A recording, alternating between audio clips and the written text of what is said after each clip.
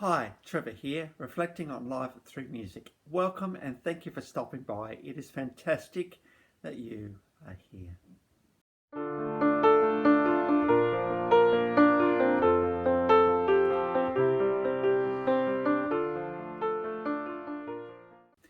Well, I trust you enjoyed my last video from Christie Allen. And through the song, He's My Number One, or She's My Number One, or They Are My Number One.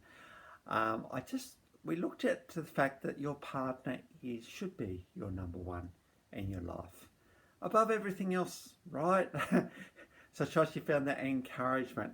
Well, we're going back into the classical period today, into classical composers. We looked at Wagner from the Romantic period a little while ago. We've looked at Mozart from the classical period. Well, we're going back to a guy who is considered one of the greatest ever, not just in his period, the Baroque period, but in classical music in general. And the guy we're talking about is Johann Sebastian Bach.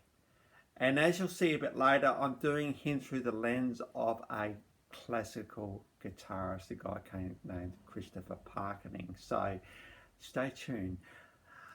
So a little bit about J.S. Bach. So he was born in Germany in 1685 and he is considered the quintessential Baroque period composer. Now, I've talked about before, we had the Romantic period a little bit later, which was all about freedom and emotion.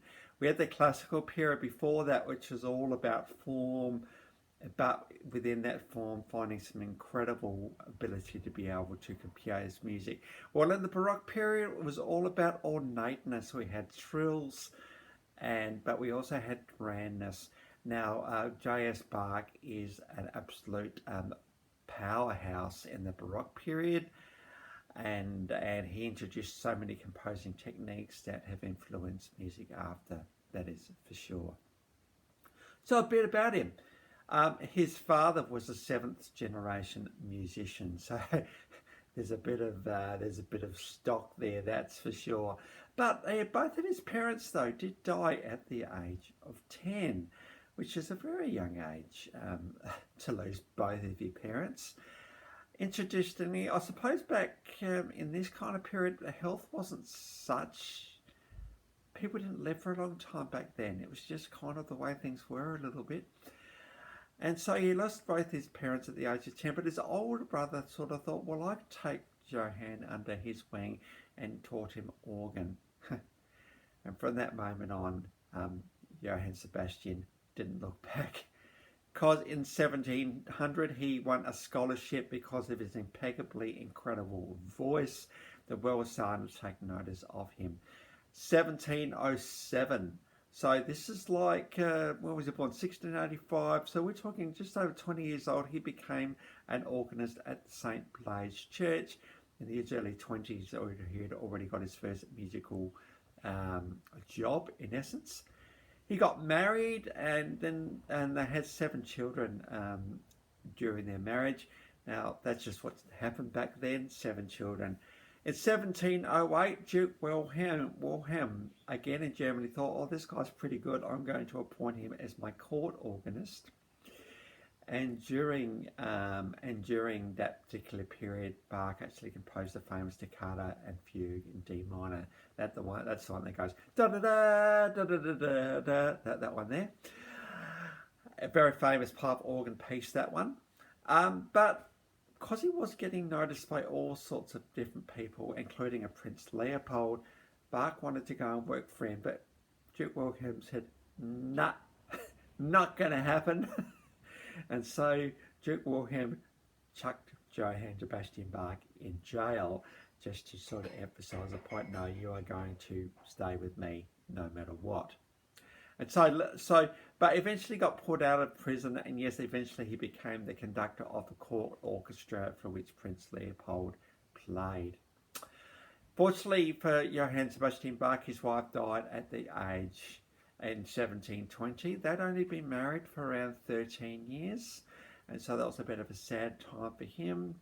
But because he was a bit of an up-and-comer, he did remarry in 1721, and that marriage had 13 children. So there's 20 children, which is quite a lot really when you think about it.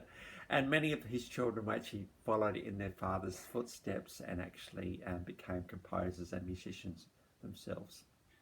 In 1723, he moved across to Leipzig and he became the choir leader for 2 churches. And during all of this time, he was a prolific composer. He wrote over 1,000 pieces of music.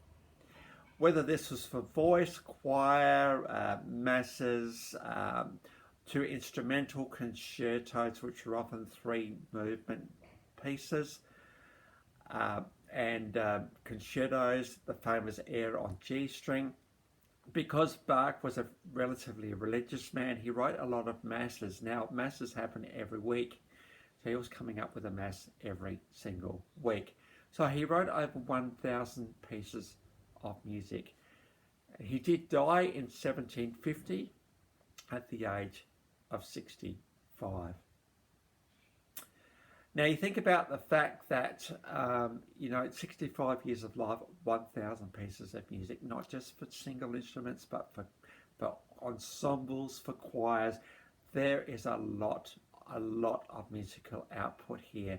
And it's quite fitting really that J.S. Bach has been given the status actually he has been given as a classical composer because of his output, that is for sure. Such favourites as the Brandenburg Concerto and the Air on G string. And there's also another series of preludes and fugues called the Well-Tempered Clavier.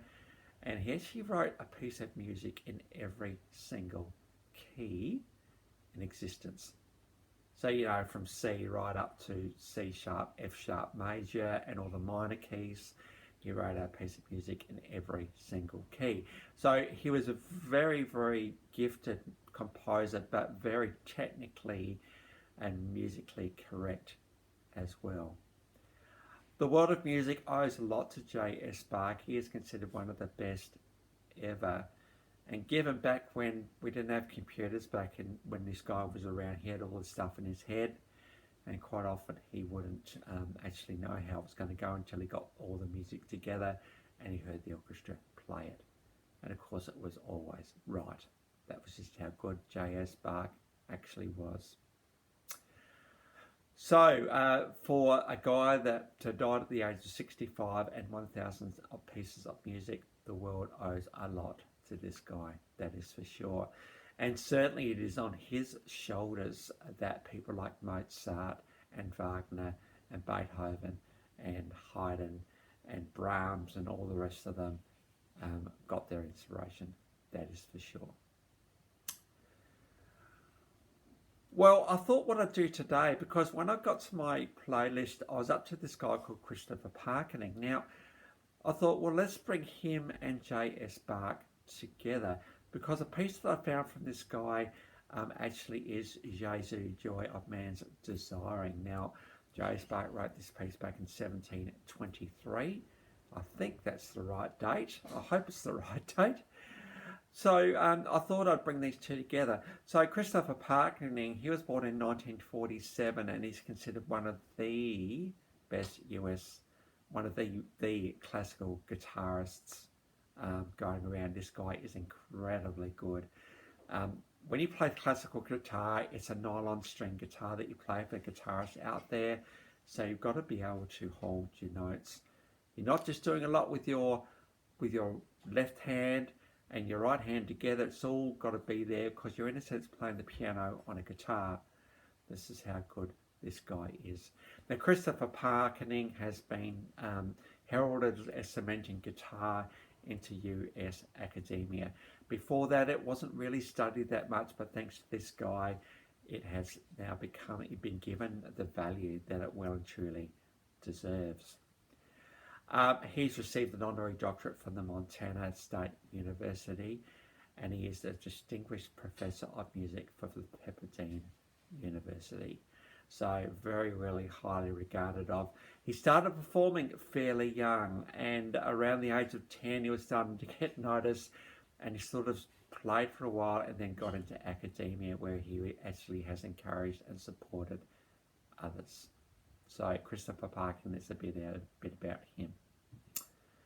So I think that the takeaway from today is that just you go around doing your thing. Now, S Bach was thinking, oh, okay, I've got to do another mass this week, so let's just get that done. He just did that because that's just what you did. He was getting paid to do that. He was fortunate to be a commissioned composer through most of his life. So he just did his thing. You never know just by doing your thing just what influence you're going to have on those coming afterwards. So I think the thing we've got to do is we've got to do it to the best of our ability. And you just never know what's going to happen. And when you discover what the best of your ability actually is, you discover there's actually always more that you can do your best to become even more so. And this is very much the case with Bach. He wrote 1,000 pieces of music, and I think he's just started to be able to really just flow with it, and really just be able to crank the music out without any trouble at all. So I think the thing to take away today is that, yes, let's just do the best that we can. Let's work at our craft, and let's try and be the best we can at it. We don't always know where we're going to be in 10, 15 years' time, but we've got that opportunity, I think, to be able to progress and to develop our skills and our crafts. So I trust that will all be an encouragement for you today. Well, and on to the clips. And as I said, Christopher Parkening is going to feature a little bit today. We do have him playing Jesu, Joy of Man's Desiring. Now, as he says at the beginning, this particular piece, given the bass line that's in it, and it just keeps the whole thing going, extremely difficult indeed. So you'll get to see that he just hits every note absolutely perfectly. So there's that one there for you. And then we've also got Spanish Dance number 1. Now this one wasn't written by Bach, but I thought I needed to give Christopher Parkening a bit more of a go. And there's 2 guitars here, and it just shows how how incredibly talented this guy actually is. You'll get to see that he just does his thing without any effort at all. A guy that has well and truly honed his craft, that is for sure. And I suppose we can't look at S Bach without looking at the Tocatta and Fugue in D minor. Everybody, the minute you hear the first note start, you know exactly where this piece is going. So I thought I'd better put a clip of this one in, and we've got a pretty incredible looking pipe organ here. It looks like there's gold keys and all sorts of elaborate ornateness in here. To me, this is what the Baroque period would have been like, this kind of ornateness and this kind of grandness, I'm thinking. Nothing typifies the pipe organ more than this particular piece of music. And I think every pipe organist wants to be able to play this one. It's just one of the songs that you have to be able to play, particularly if you get to play a lot. And so here we have a guy just putting his pipe organ in himself through the paces of this piece as he just delivers every note perfectly. You notice in this particular clip there are 3 keyboards on the organ, and he kind of floats between them. Obviously everyone's linked to a different pipe, a different tone, all the rest of it, and so you float between them just to get the right tones. And so to be able to go from one keyboard to another like that, it's pretty clever, I'm thinking. So that one's there for you as well. And all those 3 clips are in the description below. So I encourage you to look at those ones. We are going a little bit more serene, a little bit more quieter today. Except for the Tocatta and Fugue, that's perhaps not so much quieter. I'm guessing when this piece came out, it would have been considered almost hard rock by today's standards. People would have gone, oh wow, this is different. It's not the serene stuff, it's actually full pelt pipe organ, that is for sure. So those 3 clips are in the description below. And by the way, I've also included my last video from Christie Allen. So if you want to recap on that one, feel free. Well, as you've seen from this channel, we go into all sorts of places. You know, I'm not scared to go to any genre at all, really. So the challenge for you out there, if you want me to look at a song, by all means, throw it in my direction, chuck it in the comments. I'm more than happy to do that one for you. So challenge me in that area and we'll see where it goes. Well, if you've come back for another video, fantastic. Thank you very much for doing so. And if this is your first time to Life Reflections through music, welcome to the channel, and I trust that you will be encouraged and that you may come back for some more. Well, that's it for today. Next time we're going to go on to iconic Australian band at the church with one of the Australian probably compositions that's ever been, really. And so until then, I'll catch you around.